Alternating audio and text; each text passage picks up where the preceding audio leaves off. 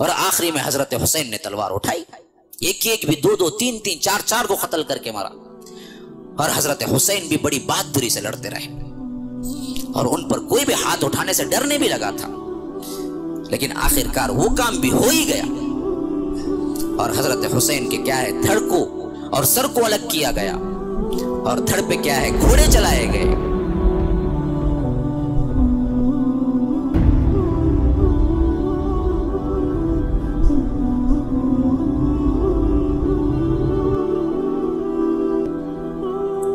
अभी जैसे ही शहादत पाई, इब्न मुलजिम को तो कत्ल कर दिया गया, लेकिन ये घाव था बड़ा गहरा।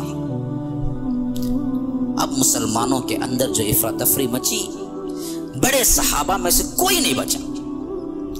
क्यों? जंग जबल में एक बहुत बड़ी, यूं समझ लीजिए कि हमारी बदनसीबी थी कि अम्मा आयशा तो पूरी इज्जत और एहतराम से चली गई, लेकिन तलहा जुबैर जंग जबल में शहीद हो गए।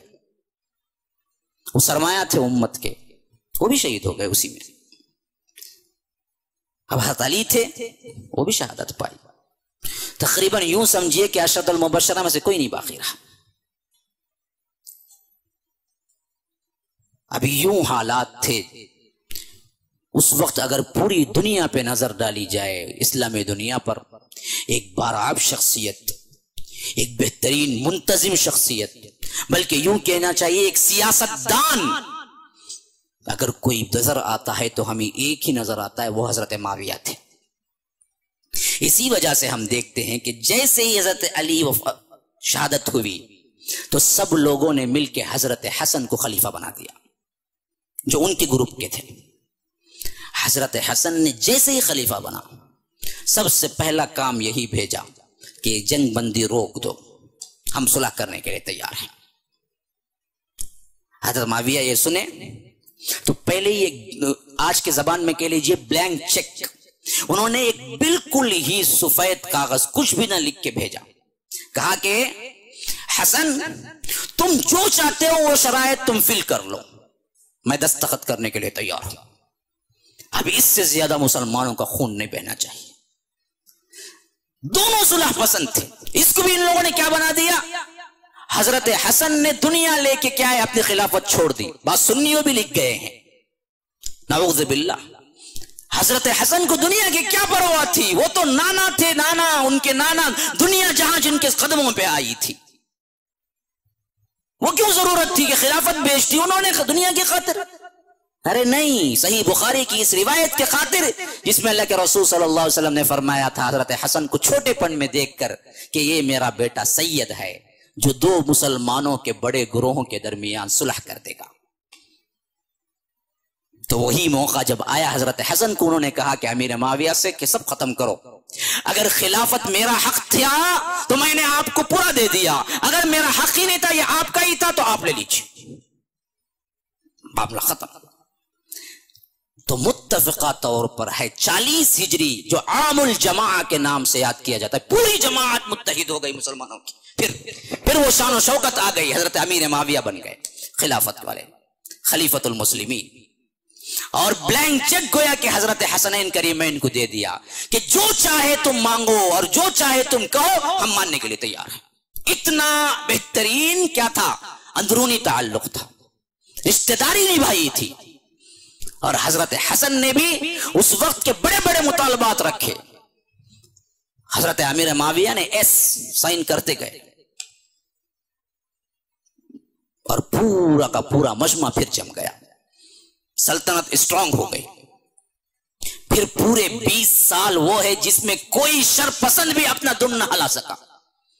40 से लेकर 60 हिजरी तक 20 साल, 22 साल गवर्नर रहे, 20 साल पूरे मुसलमानों के खलीफा रहे हजरत अमीर माविया। और ऐसी हुकूमत की कि इनकी दरियादिली, इनका रौब, इनका दबदबा, इनका हिल्म, इनकी बुर्दुबारी अपनी मिसाल आप है पूरी दुनिया के अंदर।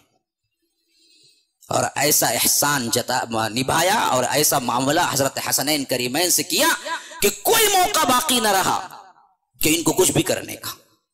हत्ता कि 50 हिजरी में हजरत हसन भी एक रिवायत के मुताबिक जहर देने की वजह से इंतकाल हुआ, शहादत पाई। ये भी उन्हीं का करतूत था। ये भी बाज लोगों ने हजरत माविया के नाम पे डाल दिया है। क्या जरूरत थी? अगर वैसे ही जहर देना था तो 40 हिजरी में दे देते, 10 साल तक इंतजार करके क्यों देते? शियों ने यह भी उनके सर डाला है। शियों ने ही किया, इस वजह से किया कि वो समझते थे हजरत हसन के सिलह करने ही से मुसलमान आज अच्छी जिंदगी गुजार रहे हैं, इनको क्यों गुजारना है? नहीं गुजारना है। हसन अगर सुलह न करते वो लड़ाई झगड़ा अब भी चलता ही रहता, ये खुश होते। इन्होंने सुलह की तो मुसलमान जम गए, मजबूत हो गए, इनको नहीं छोड़ना।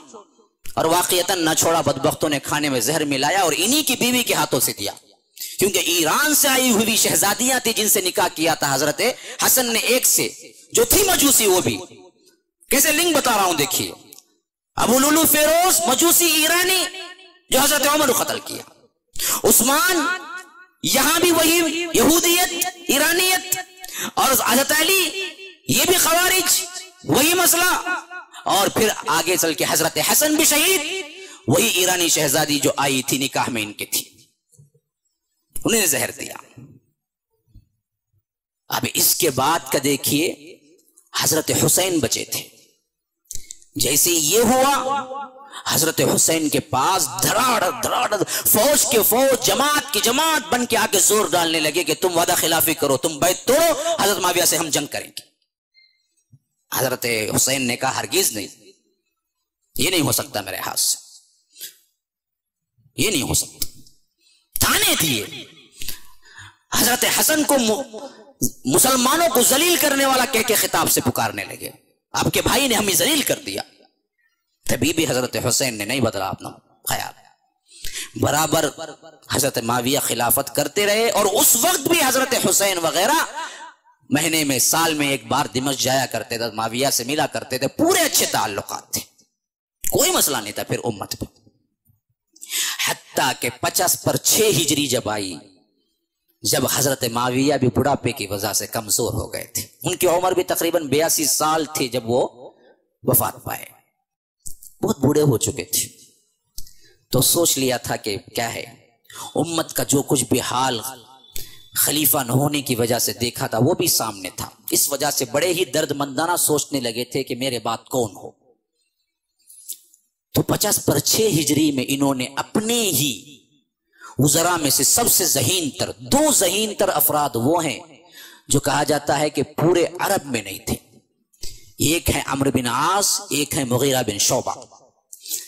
अम्र बिन आस के बारे में तो हजरत उमर का यह कौल है कि कभी कभी वो अम्र बिन आस को देखते और कभी किसी बद्दू अरब को देखते और कहते कि अल्लाह इन दोनों का बनाने वाला तू ही है। यानी इतना फर्क, ये इतना बड़ा ज़हीन और ये मामूली इंसान, अल्लाह ने ऐसा बनाया। तो ज़हीन तरीन अफराद में से ये 2 भी थे और ये दोनों सेक्रेटरी थे हजरत अमीर माविया के। उन्हीं में से एक को हजरत मुगीरा बिन शोबा को बुला के उन्होंने क्या किया, अपनी राजदारी के साथ बताया कि मैं भी परेशान हूं, मेरे बाद होगा क्या होगा, फिर वही लड़ाई झगड़े, हमें कुछ ना कुछ करना है।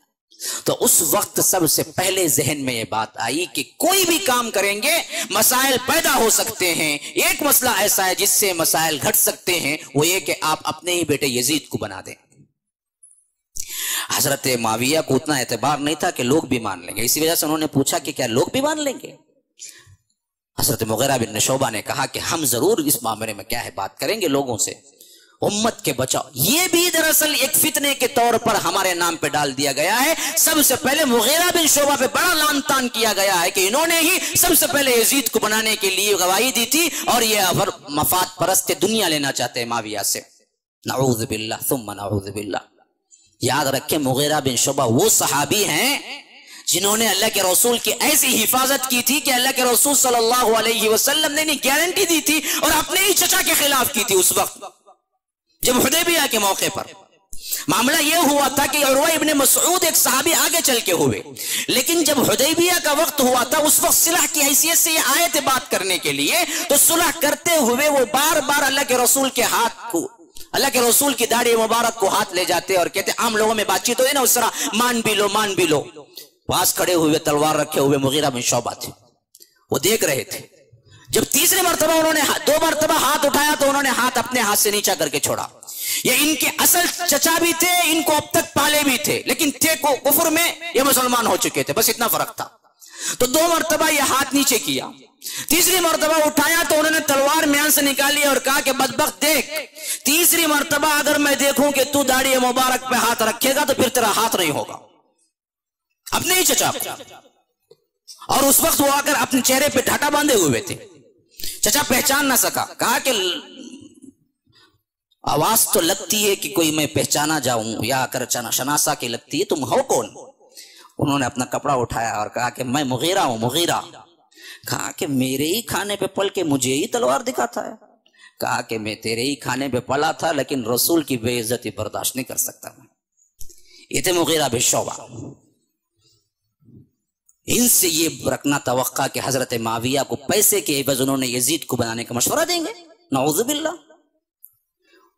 पूरी खालिस नीयत के साथ उनका यह मसला था कि इस तरह क्या है, फिर दोबारा वो जंग नहीं होगी, वो प्रॉब्लम्स नहीं होंगे जो पहले हो चुके हैं। तो गर्ज की 4 सालों में ये बात लोगों तक पहुंचाई गई कि हजरत माविया के बाद यजीद बन गए, तो कोई मसला है। तो इनमें पूरी ममलकत इस्लामिया में सिर्फ 4 लोग थे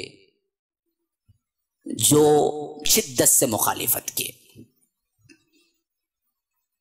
इसमें 3 अबादिला है, यानी अब्दुल्ला नाम वाले 3 हैं। हजरत अब्दुल्ला इब्न उमर, हजरत अब्दुल्ला इब्न अब्बास, हजरत अब्दुल्ला इब्न जुबैर। ये तीनों बड़े बड़े सहाबा के 3 बेटे हैं। हजरत उमर के बेटे अब्दुल्ला इब्न अब्बास, हजरत जुबैर बिन अव्वाम हवारी रसूल के बेटे हजरत अब्दुल्ला इब्न जुबैर, और इसी तरह क्या है हजरत अब्बास के बेटे अब्दुल्ला इब्न अब्बास। ये तीनों ने शिद्दत से इनकार किया। 3 अबादिला हो गए। 4वें हजरत हुसैन थे जिन्होंने इनकार किया कि यजीद नहीं हो सकता, अभी लायक नहीं है वो। लेकिन यह बात बिल्कुल ही गलत है कि ये यजीद शराबी कबाबी था, फुला था, उसके अखलाक बिगड़, ये सब के सब झूठी रिवायत है। कोई रिवायत पाए सबूत को नहीं पहुंची है। यहां एक रिवायत में मिलती है एक बात, सिर्फ ये कि जब मशवरा हुआ तो बाज लोगों ने यह कहा कि वो तो शिकार पे गया हुआ है, ऐसे जो अपने आप में शिकार में मशगूल होता है क्या उम्मत को संभाल पाएगा? बस इतनी बात आई है। और उस जमाने में शिकार खेलना ऐसे ही जैसा आज कोई बंदा क्रिकेट खेलता है। अब कोई हर क्रिकेट खेलने वाले को आप खराब कह देंगे? कितने अच्छे लोग हैं जो क्रिकेट खेलते हैं, अच्छे भी हैं। उस जमाने में क्रिकेट जिस तरह हमारा एक खेल है, उसी तरह शिकार उस जमाने में एक खेल था, और वो नौजवान था तो खेलने गया हुआ। बकिया शराबी कबाबी फासिक मुजरिम काफिर ये जितने भी हैं, इसका कोई प्रूफ नहीं है। हाँ, ये और बात है कि बाजों ने चढ़ा चढ़ा के रहमतुल्लाह अलैहि फुला रजी अल्लाह अन्हु तक पहुंचा दिया, बाजों ने गिरा के काफिर बना दिया। दोनों बातें नहीं है। जैसे तुम बाद में आने वाले खुलफा का मरवान हो, अब्दुल मलिक बिन मरवान हो, इसी तरह दूसरे हो, इनको कहते हुए रहमतुल्लाह अलैहि नहीं कहते हो, जबकि बाद के वही उमैया के खुलफा हैं। उसी तरह उमैया के एक खलीफे मजीद भी थे। बस अब कोई ग्रोह इस पे मुसिर हो जाना कि तुम रहमतुल्लाह अलैहि करते नहीं तो तुम्हें बराबर नहीं, तुम्हारा अकीदा ये भी बिल्कुल क्या है, हद से तजावुज है। और कोई ये कह देना कि जो मैं यजीद बोले तो फासिक बोलो जी, मुजरिम फासिक बोलो जी, गुनहगार बोलो जी, नहीं तो तुम्हें बेकार जी, ये भी बोलना गलत है। अच्छा मुसलमान था, नमाज रोजे का पाबंद था, कोई फिस्क फुजूर नहीं था। हाँ, लाउबाली नौजवान था जिसको खुद उन लोगों ने कह दिया था, जिनसे शिकायत हुई थी। अमीर माविया ने जब ये कहा कि शिकार पे गया, ये कहां से, उन्होंने कहा कि नसीहत करो बुला के, और नसीहत की गई और सुधर भी गया। तो उस मामले, अब देखिए इस मामले में हमारा दो रुखापन देखिए। हजरत इसके बाद का एंडिंग में बनु उमैया के उमर बिन अब्दुल अजीज खलीफा बने थे। जब इनके पास यही शियों का गिरोह जब आया और उन्होंने कहा आप यजीद पे लानत करते हैं, उन्होंने मुस्कुरा के जवाब दिया, अच्छा तुम ये बताओ कि यजीद सबसे बड़ा काफिर पक्का है या फिरौन? अब उन्होंने कहा कि फिरौन जी, फिरौन पहले है बाद में यजीद है। तो उन्होंने पूछा अच्छा तुम ये बताओ कि फिरौन पे कितनी मरतबा तुम लानत करते हो? तो चुप हो के बैठ गए। हाँ, हम तो नहीं करते लानत। तो फिरौन पे नहीं करते, यजीद पे करने के लिए मुझसे सवाल मांग रहे हो, मैं करता हूं या नहीं करता हूं? वो तो सबसे बड़ा है, जाओ उसे जाके करो पहले। तो ये पूरी शीयत का एक ऐसा मामला है जिन पे हमारे ऊपर क्या ये तारी कर दिया कि हम भी जब तक यजीद पे नाम लेते हैं, फाजिर फासिक नहीं बोलते, इत्मीनान नहीं होता। असल मामला है ही नहीं ऐसा। वो आम मुसलमान था, अच्छा बंदा था, हाँ खिलाफत का अहल नहीं था। ये राय थी अब्दुल्ला इब्ने उमर की, अब्दुल्ला इब्ने अब्बास की, अब्दुल्ला इब्ने जुबैर की, हुसैन रज़ी अल्लाह अन्हु की, सबकी राय थी कि ये खिलाफत के लिए सही नहीं। अभी तो हम हैं, ये बात थी। और इसी असना में हजरत अमीर माविया का इंतकाल हो गया 60। अब ये 4 ही अफराद थे जो नहीं माने थे पूरी उम्मत मुस्लिमा में, तो खुद ब खुद यजीद खिलाफत पे आ गया। जब खिलाफत पे बैठा तो उस वक्त बाकायदा वहां के गवर्नर जो थे उनको लिख भेजा। ज्यादातर मदीने में थे हुसैन, और बाकी आबादिला जितने भी थे मक्के में थे। जो मक्के में थे, मक्के के गवर्नर को, जो मदीने में थे मदीने के गवर्नर को भेजा कि खास तौर पर इन लोगों को बुला के मेरी खिलाफत की बैत ले लो। अब वहां के जो गवर्नर थे उनको बुलाए। मदीने में हुसैन थे, हजरत हुसैन को बुलाया। तो हजरत हुसैन ने कहा कि 1 रात का टाइम दीजिए, मैं कल बताता हूं मैं साइन करूंगा या नहीं। और ये क्या कि मदीने से आए और सीधे क्या किया, अपने खानदान को पैक किया, मक्का आ गए, साइन नहीं किया।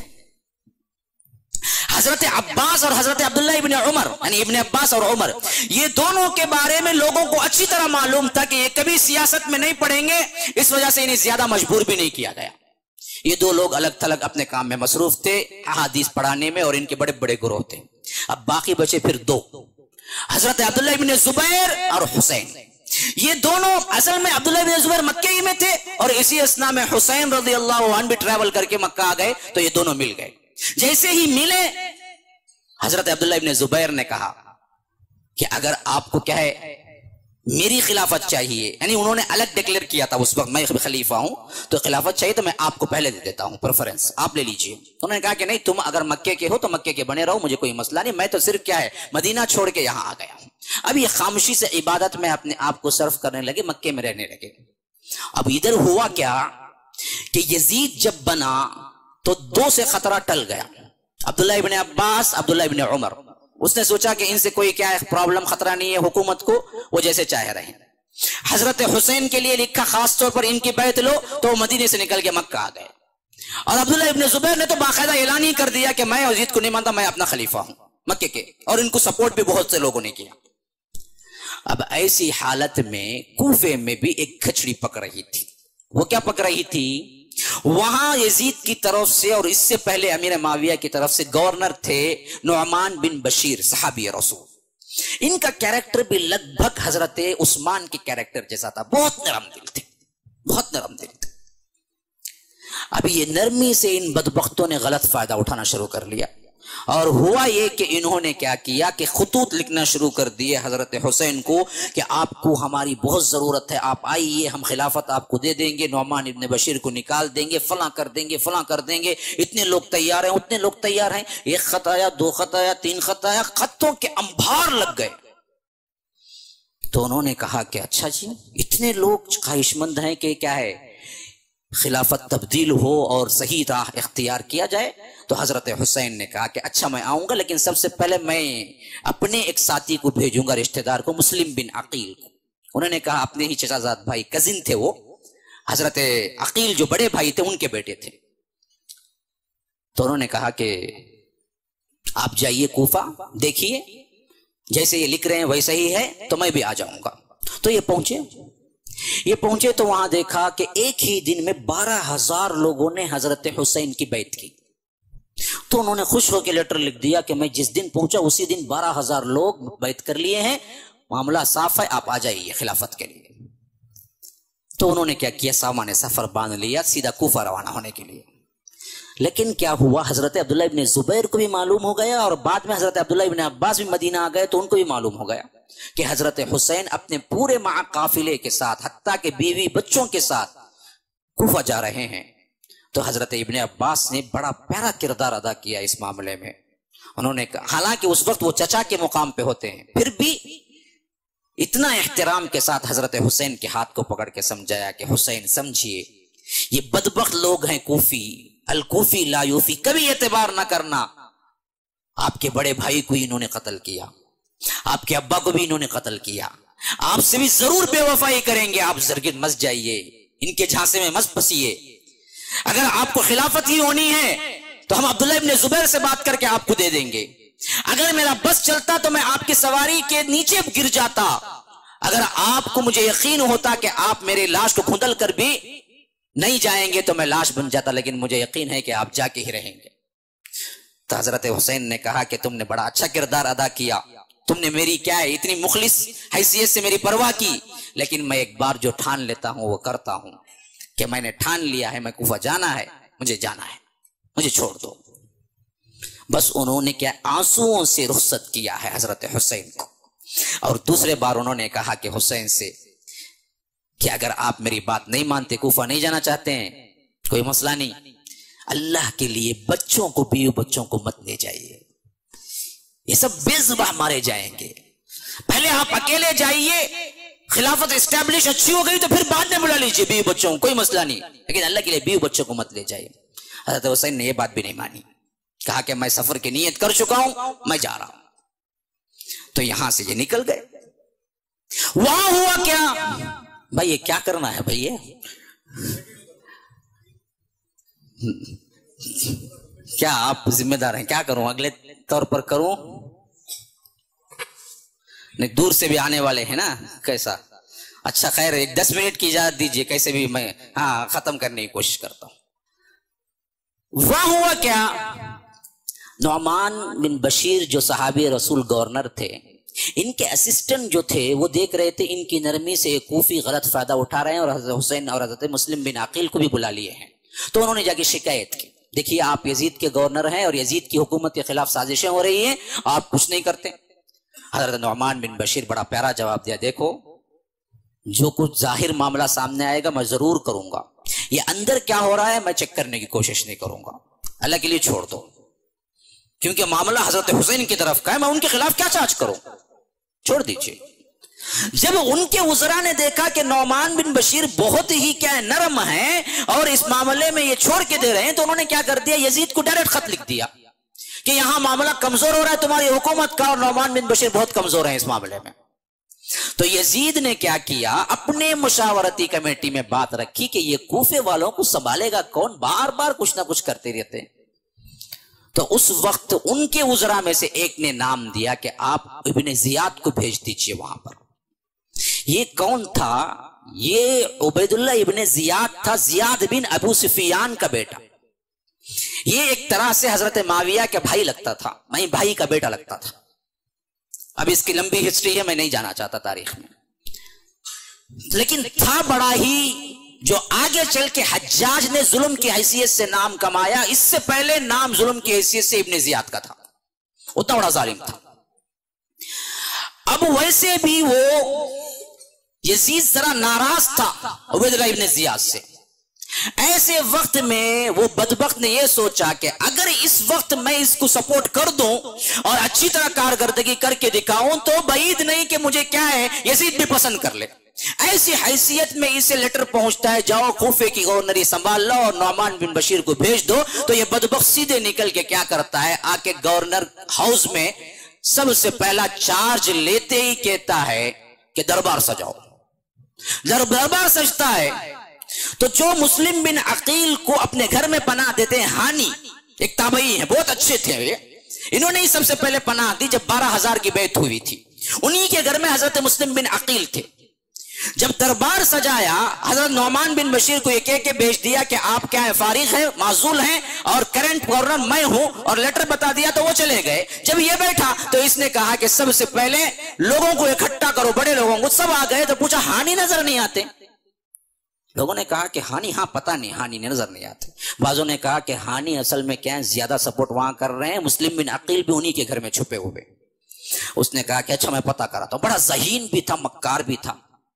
तो उसने यूं किया कि 1,000 दिरहम की थैली अपने एक बंदे को दे के कहा कि जाओ हानी के पास और कहो कि हुसैन ने खुफिया तौर पर मुस्लिम बिन अकील के खाने पीने के लिए 1000 दिरहम भेजे हैं, मुझे जरा मुस्लिम बिन अकील से मिला दो, मैं उनके पास पहुंचाना चाहता हूं और देख लो कहां है वो। अब ये भेष बदल के गया बंदा और कहा हानि से मिलके, क्या मुस्लिम बिन अकील हैं? कहा क्या मुझे पता नहीं कौन मुस्लिम बिन अकील क्या है, वो तो छुपाए हुए थे उन्हें। तो उसने कहा कि देखो डरने की जरूरत नहीं, मैं भी तुम्हारा ही आदमी हूं, हुसैन ने मुझे भेजा है 1000 दिरहम की थैली बताए, कहा कि ये मुझे पहुंचाना है मुस्लिम बिन अकील के पास। तो वो चकमे में आ गए। उन्होंने कहा कि हाँ तो मेरे घर में है, आओ, ले जाके बतला दिया। अब उसने वो थैली पेश तो कर दी और वहां से सलाम अलैक सलेक करके निकला, सीधे पीछे रास्ते से गवर्नर के पास पहुंचा। उबैदुल्लाह इब्न ज़ियाद से कहा कि मैं अपने आंखों से देख के आऊं, इन्हीं के घर में मुस्लिम बिन अकील बैठे हुए। अब उसने क्या किया कि जाओ अब पकड़ के लाओ हानि को। अब सिपाही गए, हानि को पकड़ के लाए। उसने पूछा कि क्यों जी, मुस्लिम बिन अकील तुम्हारे घर में और तुमने हजरत हुसैन के नाम पर 12,000 की बैत ली, 12,000 लोगों ने बैत कर लिया। उन्होंने कहा कि मुझे तो पता नहीं है। तो वो आदमी को बुलाया जिसने थैला दिया, जाके बुला के कहा कि दरबार में हानि से कहा कि इसको पहचानते हो? अब देखा तो ये दरबार में यहां खड़ा हुआ है बुतबख्त, जो झूठ बोला था कि हुसैन की तरफ से आया। वो तो गलाटे में आ गए, चकमे में आ गया।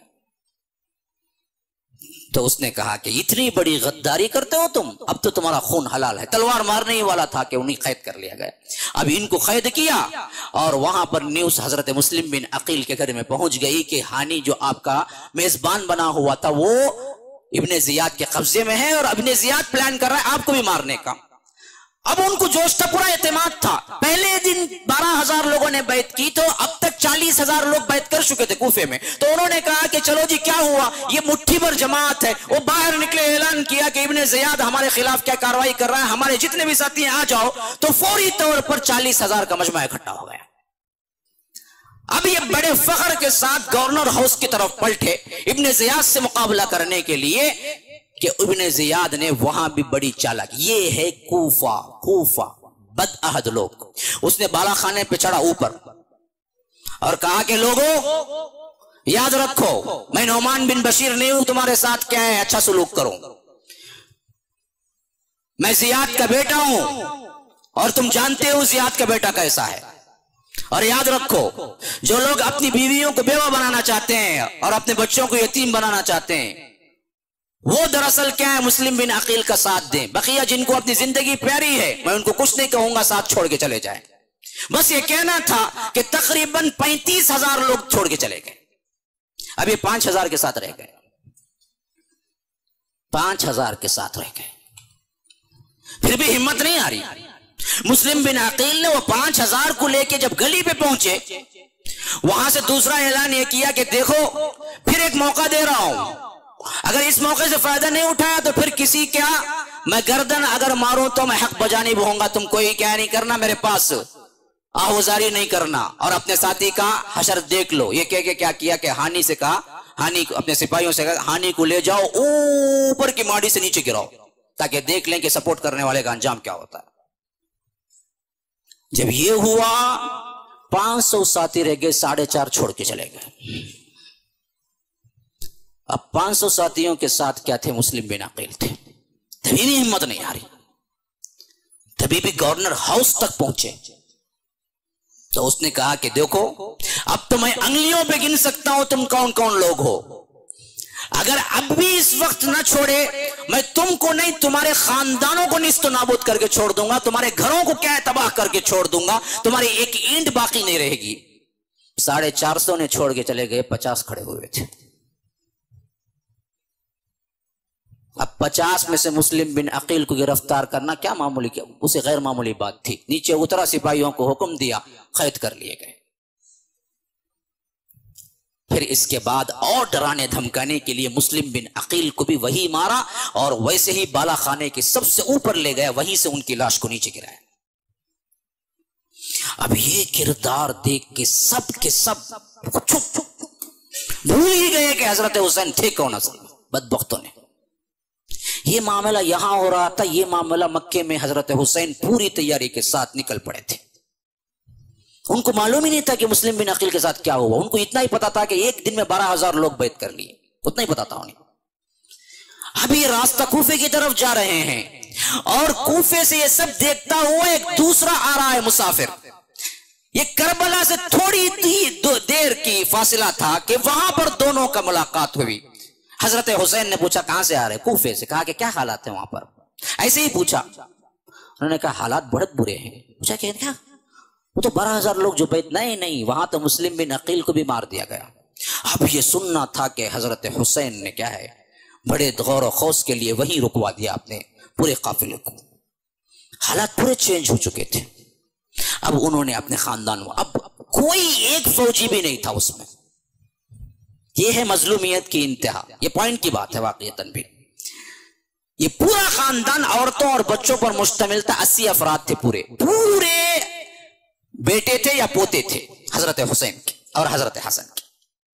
पूरा खानवादा नबूवत था गोया की। कोई बड़ा आदमी नहीं था इनमें, थे तभी वो रिश्तेदार थे। उन सबको जमा करके हजरत हुसैन ने कहा कि जो सोच के हम निकले थे वो तो उल्टा बिल्कुल उलट हो गया। अब हमें बेहतर यही लगता है कि हम वापस मक्का चले जाएं। लेकिन एक कौम का अपना एक सुलूक होता है, अपना एक रंग होता है, वो कभी कभी गालिब आ जाता है।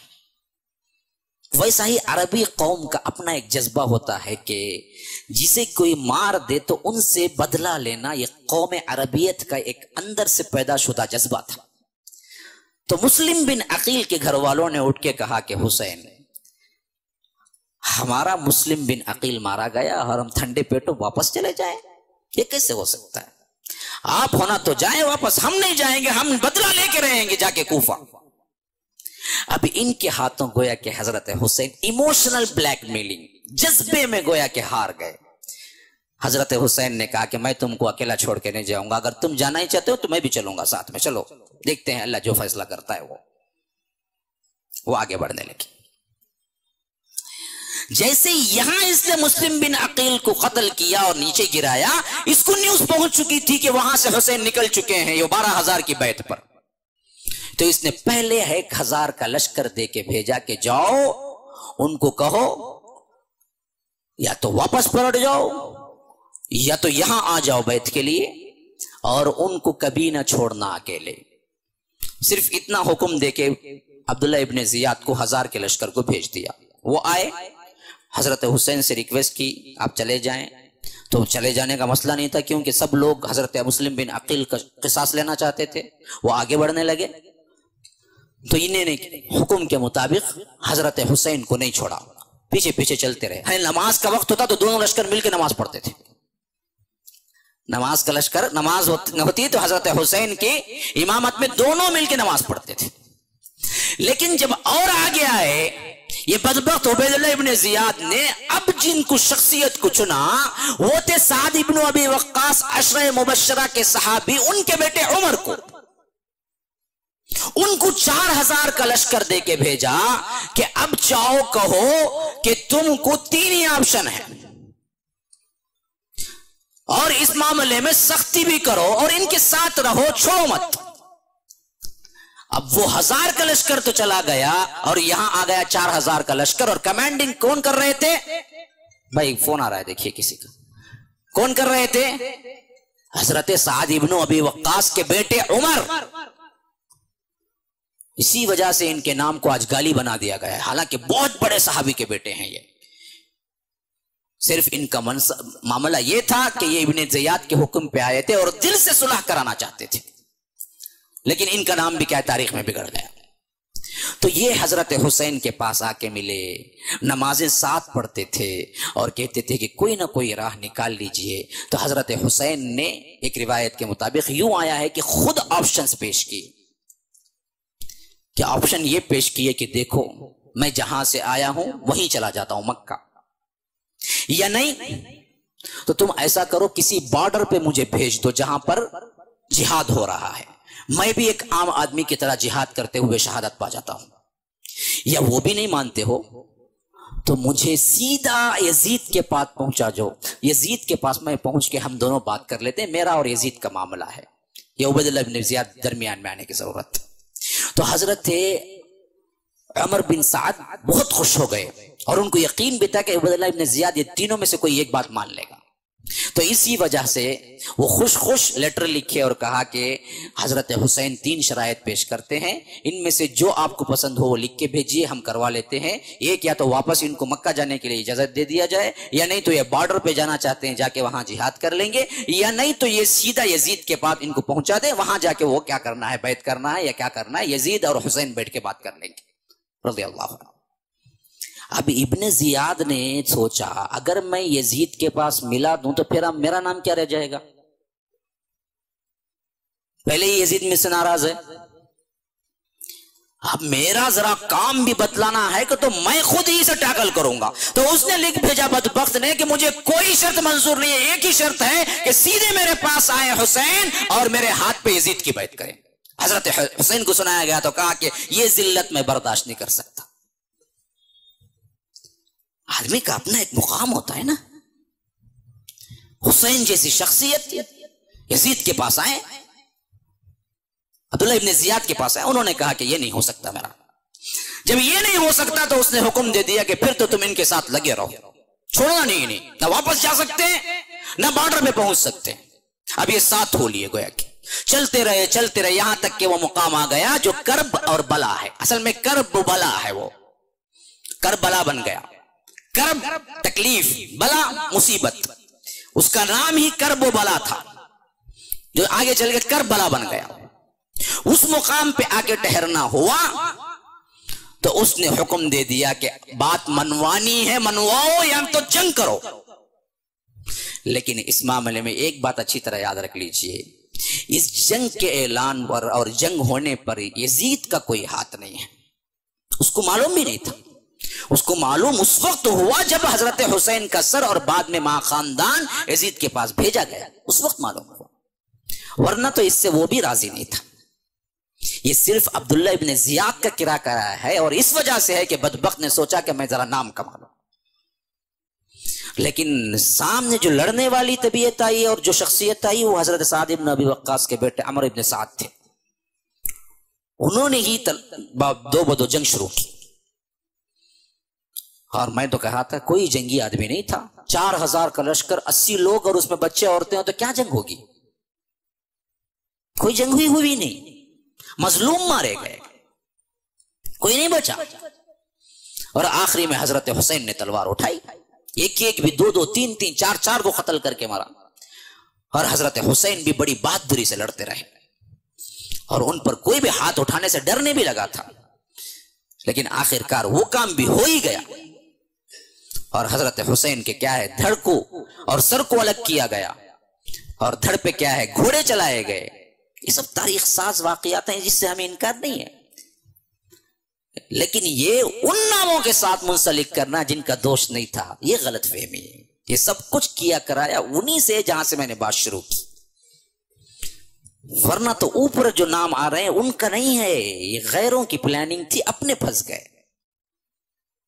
अब वो दिन था कि 10 मुहर्रम का, जब ये वफात हुई थी, शहादत हुई थी। और बाद में इस सर को इब्ने जियाद के दरबार में सजाया गया।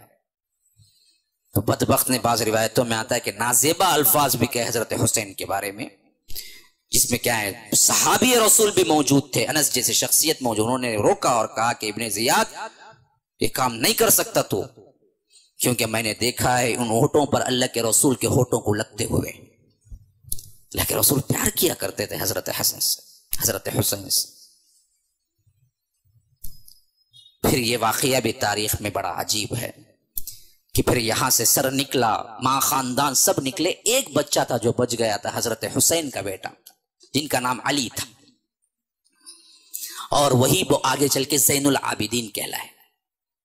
और इन्हीं के बेटे हैं बाकर, जो इनके इमामों से बड़े इमाम हैं। और इन्हीं से नस्ल चली फिर 12 इमामों की जो हिस्ट्री रखे हुए हैं वो इन्हीं से। और ये हो रहा था कूफे में, और यजीद था शाम में, दिमश्क में, वहां दारुल खिलाफा था इसका। और ये साथ में चले काफिले वाले, चंद औरतें बच गई थी, एक छोटा बच्चा था जो अली नाम का ज़ैनुल आबिदीन बने आगे चलकर, और बकिया हजरत हुसैन का सर भी था। बाद में बड़े इज्जत से उसने दफनाया और वहां के जो भी लोग उतरे महल में उन सब से पूछा कि आपकी क्या क्या जरूरियात हैं, वो सब दिया और पूरा सामान तैयार करके उन्हें पूछा कि आप अगर रहना चाहते हैं मेरे महल में तो मैं महल देता हूं आपको, अगर आप मदीने में या मक्के में रहना चाहे तो मैं भेजता हूं। तो वहां जो भी थे उनमें खासकर हजरत ज़ैनब का नाम आया है कि उन्होंने कहा कि नहीं, हमें मक्का ही भेज दीजिए, मदीना ही भेज दीजिए। तो उसने क्या पूरे इज्जत और इकराम के साथ भेजा।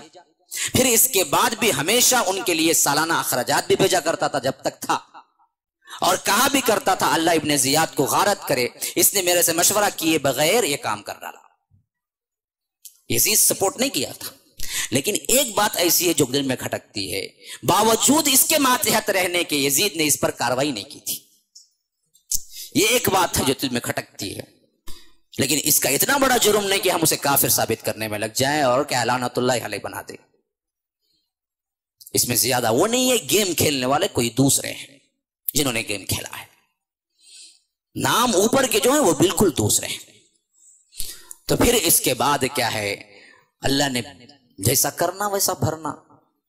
ये दुनिया है जहां लेन देन होता ही है, सवाब तो आखिरत का।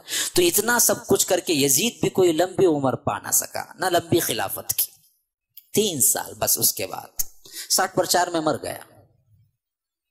पूरी खिलाफत थी उसकी 4 ही साल थी।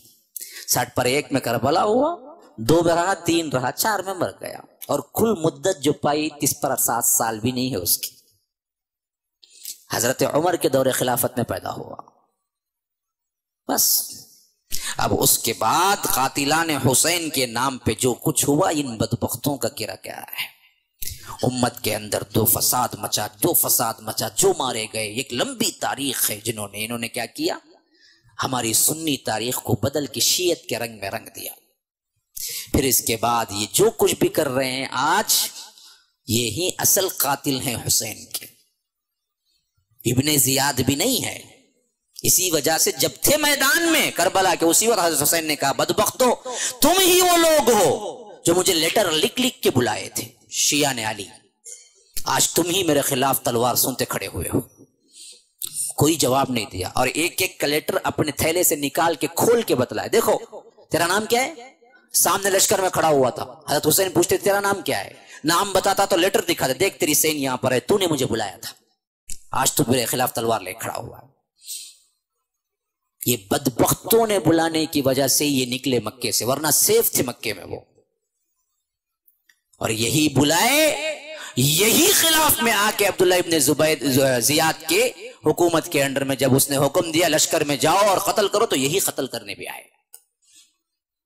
ये है वो मुख्तसर तरीन तारीख जो मैं बयान कर, मुख्तसर बहुत लंबी है, मुझे वक्त इजाजत नहीं देता, इस वजह से मैंने क्या है बहुत कम अरसे में एक आपको खाका दिया। इसमें एक बात पॉइंट की है जो खुलासा समझ लीजिए।